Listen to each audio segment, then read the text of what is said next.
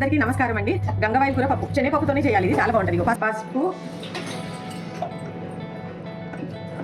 అల్లం ఎల్లిగడ్డ, ఇదిగోండి కారం, సరిపోయేంత కారం. నేను 1 కప్పు పప్పు పెట్టిన శనగపప్పు, 2 మిర్చిలు. ఇందులో కారం వేసుకోవాలండి, పచ్చిమిర్చి వేయొద్దు. కాకపోతే నేను 2 వేస్తున్నా అంతే. ఇదిగోండి ఉల్లిగడ్డ, టమాటా. ఇదిగోండి గంగవాయిల కూర వేస్తున్నా చూడండి.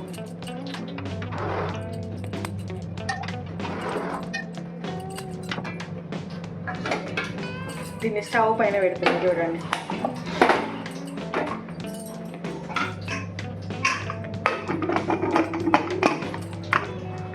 ఉడికినాక మళ్ళీ చూపిస్తాను నేను. పప్పు ఉడికింది.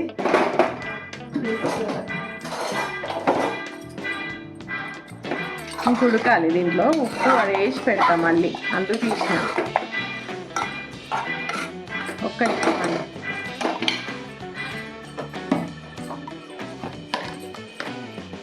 ఉప్పు సరిపోయేంత ఉప్పు.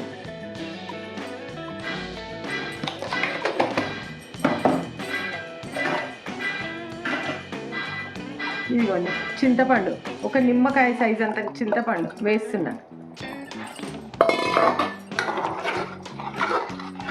ఇది ఇంకా 1-2 విజిల్స్ రావాలి అంతే.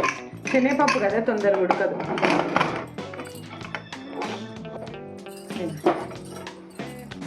అయిందిరానా చూపిస్తున్నా.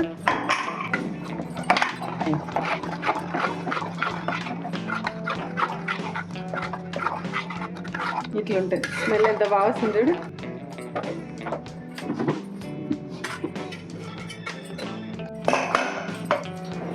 కొంచెం వాటర్ పడతాయి నాన్న, వేస్తా. వేసి వేడేసరి పోపు వేస్తా.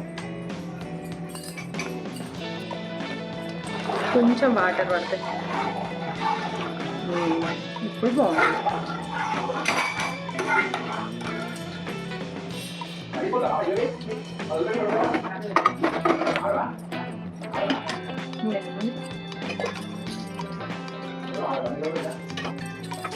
ఇదిగోండి ఆవాలు వేస్తున్నా, పోపు వేస్తున్నాం. 4 ఎండుమిర్చి, జీరా వేస్తున్నా.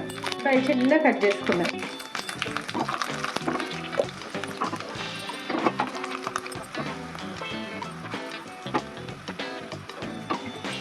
కొత్తిమీర, కరివేపాకు కొంచెం వేడి చేస్తా అంటే స్మెల్ వస్తుంది. పెట్టిన ఇదిగోండి పోపు ఇంట్లో వేస్తున్నా.